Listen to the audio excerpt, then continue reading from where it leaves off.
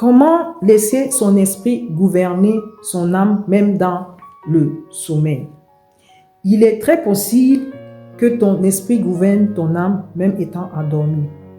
Voyons ce que Cantique des Cantiques nous dit dans le chapitre 5, verset 2. « Je dormais, mais mon cœur était réveillé.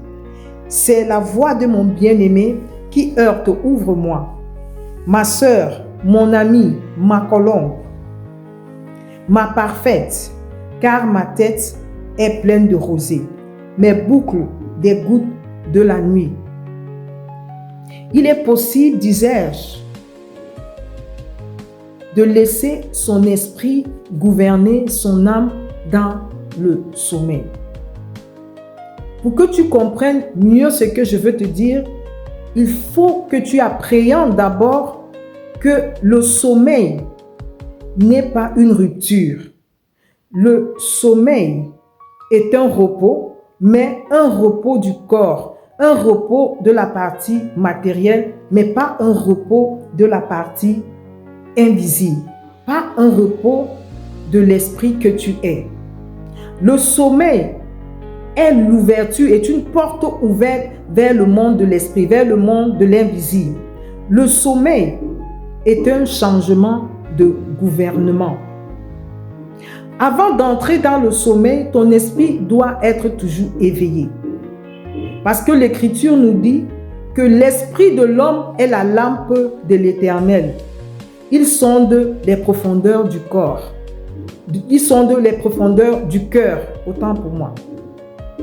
C'est par ton esprit que ton âme est éclairée dans le sommeil. Je parle de l'esprit régénéré. Je parle de l'esprit qui vit selon la loi de l'esprit qui habite en Christ.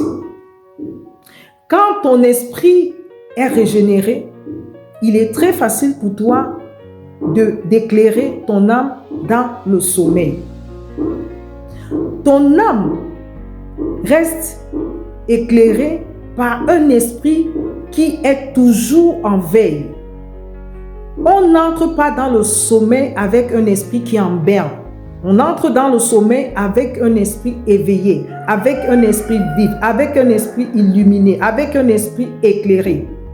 Quand tu entres dans le sommeil avec un esprit éclairé et que tu soumets ton âme, tu soumets ton nefesh, ce qui se passe, c'est que dans ton sommeil, il y a ce silence intérieur. Ce silence intérieur va permettre à ton âme de mieux recevoir les instructions, de mieux recevoir la direction. Tu peux recevoir ces directions-là aisément lorsque tu n'as pas ce bruit intérieur. Et si ton âme est éclairée, est commandée, est dirigée par ton esprit, tu ne seras plus agir, mais tu vas agir. Ton âme ne va plus aller d'un endroit à un autre. Ton âme ne va plus divaguer. Ton âme ne va plus balbutier. Mais ton âme va prendre la trajectoire qui lui est commandée par ton esprit.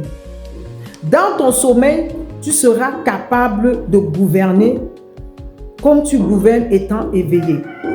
Le gouvernement de l'homme n'est pas seulement dans le monde visible, mais le gouvernement de l'homme va jusqu'à dans le monde de l'invisible.